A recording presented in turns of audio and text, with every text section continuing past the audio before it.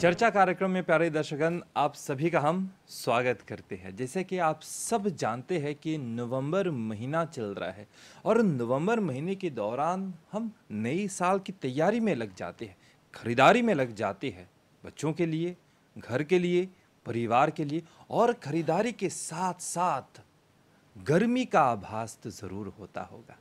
ज़रूर आप देश के किसी भी इलाके से हैं, ज़रूर गर्मी का आभास हो रहा होगा।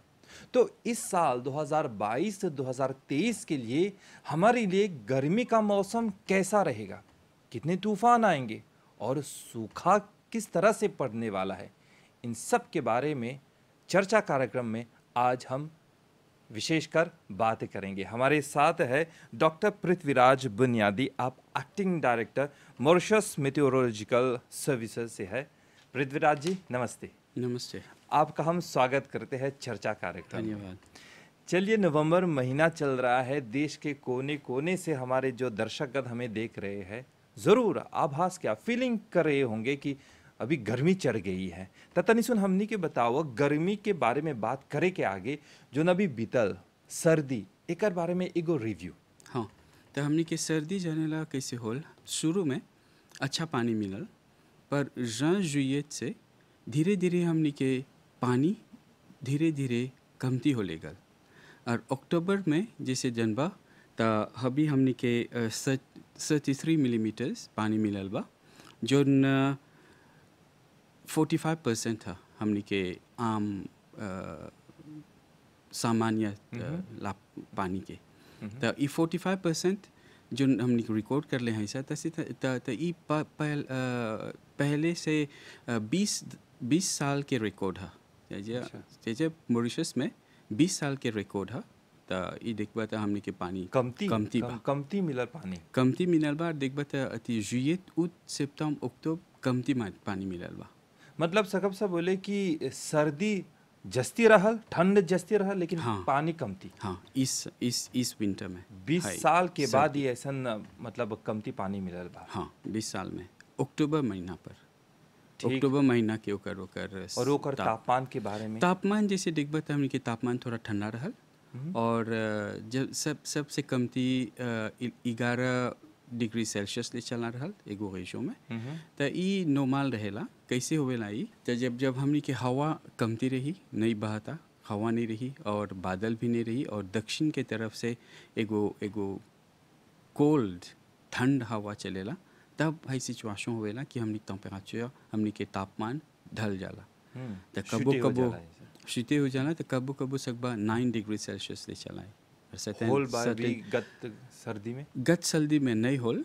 सो हमनी के टेम्परेचर जो रिकॉर्ड कर ले हैं सर 11.4 11.4 डिग्री सेल्सियस है रिकॉर्ड कर ले हैं सर। तो जैसे बोलत हुआ कि एगो रिव्यू हमनी के सर्दी के मौसम के बारे में, तो बोलत हुआ कि पानी कमती मिलल लेकिन सर्दी ठंड जस्ती रहल। हाँ। चला अभी गर्मी कब से शुरू हुआ था ऑफिशियली? देखा, गर्मी जैसे शुरू होएला ये 1 नवंबर से हमने के गर्मी शुरू हो गल। तो ये बोला से समर सीजन अंग्रेजी में। ये अभी 30 अप्रैल तक जाए हो बरिस। तो है हमने के गर्मी के सीज़न है। ये के बोला से रेनफॉल सीजन है लेपोक में जस्ती पानी मिलेला, सबसे जस्ती पानी मिलेला हमने के है लेपोकवा में। और देखबा तो हमने के साइक्लोन सीजन पर ऊ जाला 15 ऑफ मई, 15 मई तक। काहे 15 मई तक? बस क्योंकि मई में भी कईयो देखबा कोनो साइक्लोन फॉर्म में हो जाला, तो वे साइक्लोन सीजन के एक्सटेंड कर ले हैं सर 2 वीक से जस्ती ले हैं सर। हाई साइक्लोन सीजन है। और हमने के रेनफॉल सीजन बोला से समर रेनफॉल सीजन ऊ शुरू होएला 1 नवंबर से उजाला 15 मई तक, 30 अप्रैल तक। मतलब गर्मी शुरू हो गल बा। हाँ। तो हम तो मेटेओ के वेबसाइट में जे देखब सा, तो समर आउटलुक के एगो प्रोग्राम शुरू कर देले हवा सा, तो एकर बारे में का बोलबा? हाँ, तो समर आउटलुक को चिहा एगो रापो करेला सा, मेटेओ हर बरिस करेला का सर्दी उबिया गर्मी के एगो आउटलुक देला सा, कैसे कि हमने के क्लीमा कैसे प्रेजेंटे होई। तो काहे देला सा आम जनता के एगो लीडे मिल जाए प्लान करे के, और सब यूजर्स के भी, हमने के stakeholder, major stakeholder लोग, प्राइवेट सेक्टर भी ले लेबा, तो वो लोग एगो प्लान करेलन सा, तैसे लोग एजुकेशन मिलेला कैसन हमने के सेजों रही। तो हाई खातिर हमने के एगो आउटलुक करेला सा, और हर सेजों में निकालेला सा, एगो विंटर रहला तब समर, और अभी हमने के दैनिये जो सबसे लेटेस्ट आउटलुक है एगो समर आउटलुक है। तो इस समर आउटलुक में बतलाइला सा कि हमने के पानी कैसे रही, टेम्परेचर तापमान कैसे रही, और कितना सिक्लोन आए। बस कि जब देखबा था सिक्लोन रही तब हर है पानी के मौसम है, तब भारी भारी बारिश भी बरसी, और भारी बारिश रही तब फ्लडिंग भी होई, जहाँ तहाँ देखबा था पानी जमा हो जाए। तो है सब एगो एजुकेशन देला सा। जैसे हमने बात करते हैं जा समर आउटलुक के बारे में, तो आप सब जानते हैं कि मौसम का पूर्वानुमान मतलब हम फोकास करते हैं कि ये जो गर्मी का जो सीज़न है वो कैसा रहेगा, कितने साइक्लोन आने वाले हैं और फ्लैश फ्लड भी, और सूखा किस तरह से पड़ने वाला है इसके बारे में। चलिए थोड़ा सा हम गहराई में चलते हैं और देखते हैं कि गर्मी का सीज़न शुरू हो गया है। पृथ्वीराज जी हमारे साथ है, तो साइक्लोन तूफान के बारे में लगभग आप लोगों ने पूर्वानुमान तो लगाया होगा, फोकस तो लगाया होगा, कितने साइक्लोन आने वाले हैं इस समय के सीज़न में। हाँ, जब देखबा था एगो एगो एगो काम करेला सा, बहुत साइंटिफिक काम एकर पीछे है रपो है रिपोर्टवा के पीछे, तो है साइंटिफिक वर्कवा करले हैं सा, कामवा करले हैं सा। तो देखते हैं सा कि 9 से 11 गोले सिक्लोन हमनी के रेजियो में फॉर्म हुई। शुरू में का होई देखबा था पूरब जेगो गशा के पूरब के रीजन पर हुआ पर ये सिक्लोन फॉर्म हुई। तब धीरे धीरे जैसे बीतल जाए, जनवरी फरवरी आई, तो देखबा हमनी के रीजन में सिक्लोन फॉर्म होए लगी। तो अभी दूगो डेजा फॉर्म हो गल बा, आश्ले और बालिता।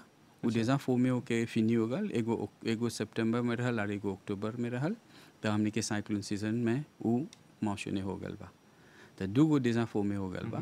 तब आर अभी चलते जाए मई 9 से 11 तूफान। हाँ, 9 से 11 तूफान रही, और 9 से 11 तूफान बोला थे सर, तो इन नहीं बोला थे सर कि सब 9 से 11 तूफान मॉरिशस, रोड्रिग्स, आगालेगा, सेंट ब्रांडन में पास गुजरी में हाई बोला थे सर कि हमनी के बेसिन जो है यहाँ पर ही फॉर्म हुई, और हाउ में से सकेला एगो नहीं तो दूगो मॉरिशस उबिया रोड्रिग्स आगालेगा सेंट ब्रांडन के करीब आई, तब हमने वार्निंग इशू करब सा।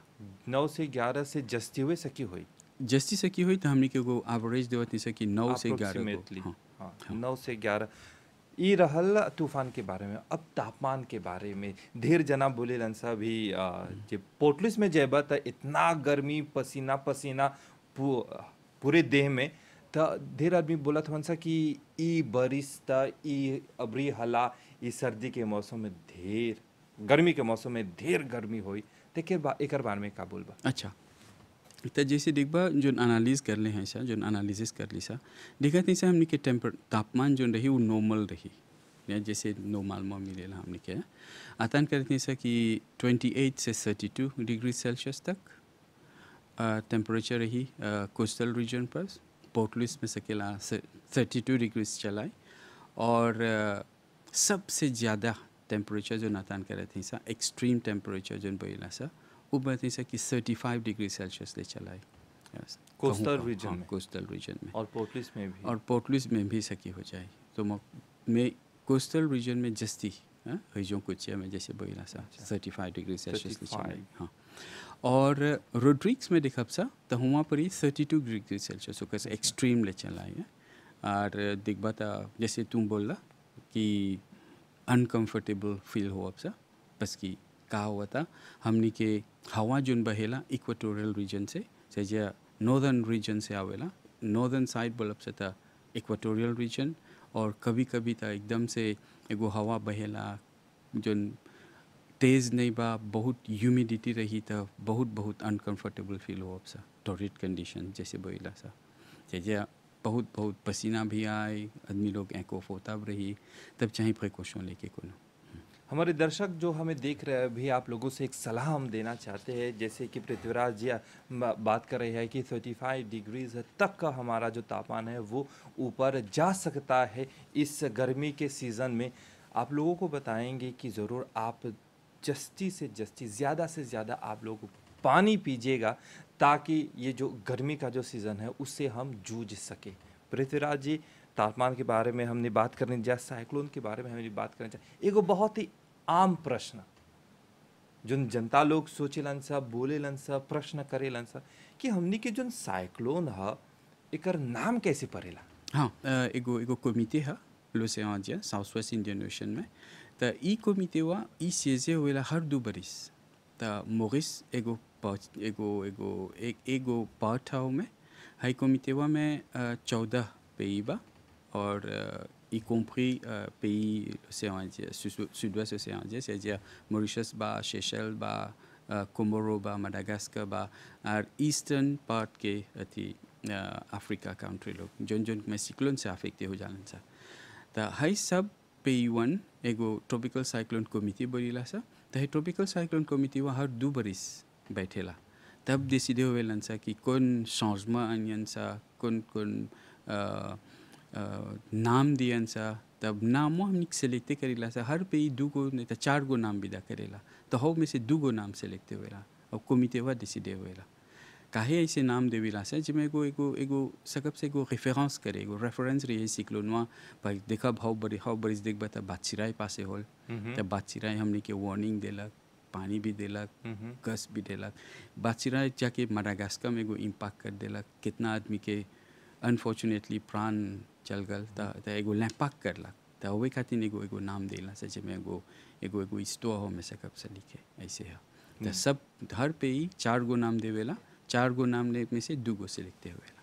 तो अभी नवंबर महीना अभी चलता, फिर उसके बाद दिसंबर महीना, नए साल के तैयारी हमनी याद करेला सा। ढेर हरा ऐसे होल बा कि जे ले 25 दिसंबर के बोलबा कि ले 31 दिसंबर 1er janvier के बोलबा, तो हुआ उ समय बारिश होवेला या फिर कबो कबो साइक्लोन भी आवेला।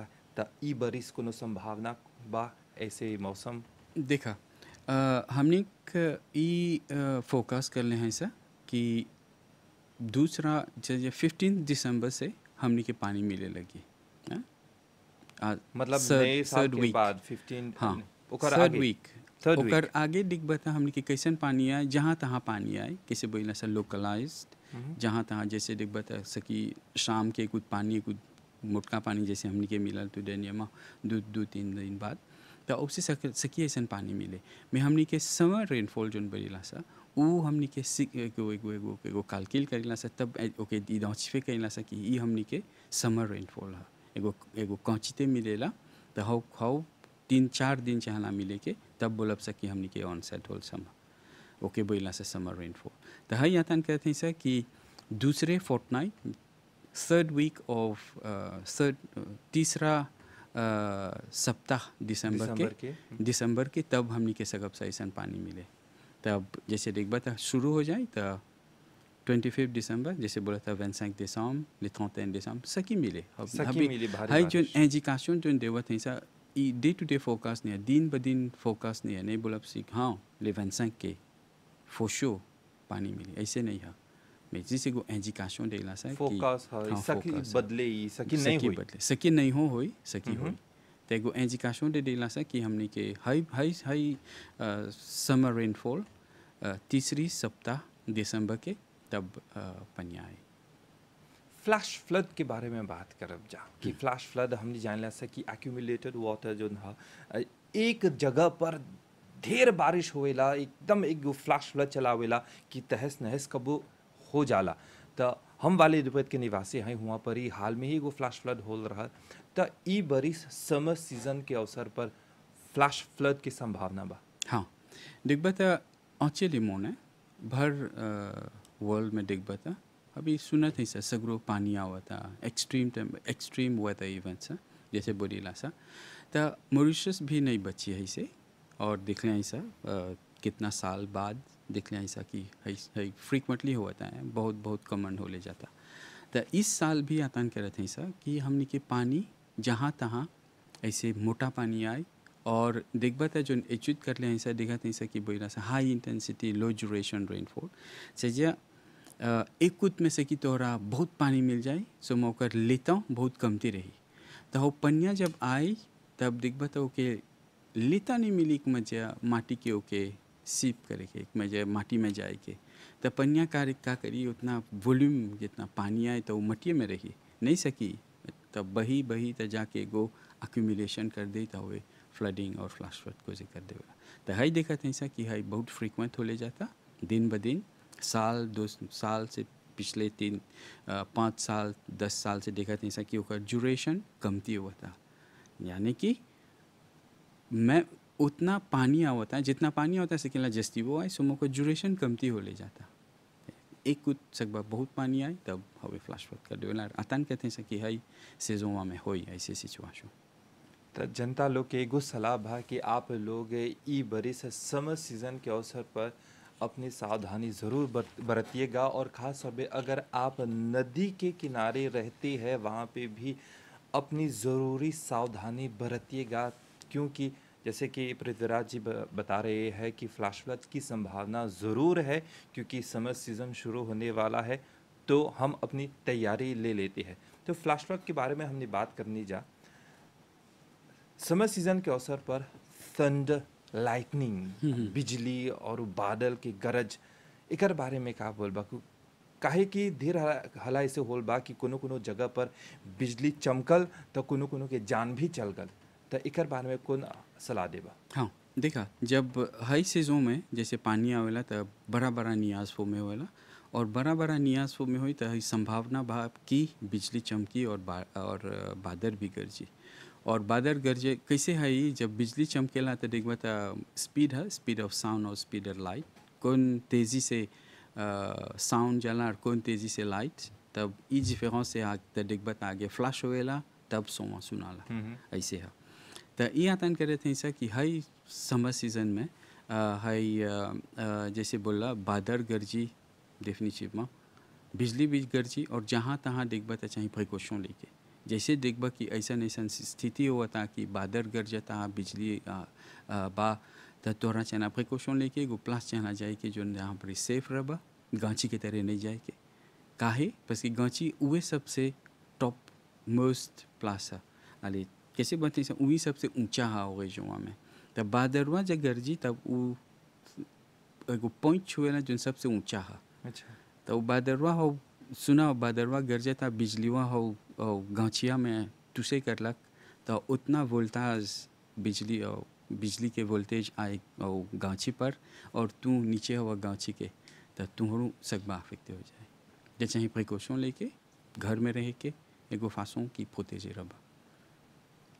बादल के बारे में बात करनी जा फ्लैश फ्लड के बारे में साइक्लोन के बारे में बात करनी जा सूखा कैसे रही ई बरिस 2022-2023 के समर सीजन के अवसर पर देखा हबी हमने सूखा में पासे हुआ थी सा एक गुजाफे हर बरिस देखा थी हो ले जाता जब हमने के अमाउंट ऑफ रेनफॉल जिमीनी हुई जैसे बोली तोहरा हाई सीजों में हमने के पानी बहुत कमती रहल बहुत नहीं कमती बा हबी जैसे देखा था ऐसा और ई सकेला जाए सेकेंड वीक ऑफ दिसंबर तक तो सूखा रही सेकेंड वीक दिसंबर तब थर्ड वीक दिसंबर ले आतान करते हैं कि पानी को थी शुरू हो जाए और तब सकेला हमने के पानी थोड़ा मिल गए हुई हमने के जनता के एक बार फिर से हमने बात करा जा सलाह देवब जा कि तू लोग देखा तो कि कैसे हमने के MBC टीवी या फिर रेडियो पर एडवर्टिजमेंट अभी चला था कि पानी के बचत पानी के बचाव चाहेला करे के काहे कि समर सीजन शुरू हो गल बा सूखा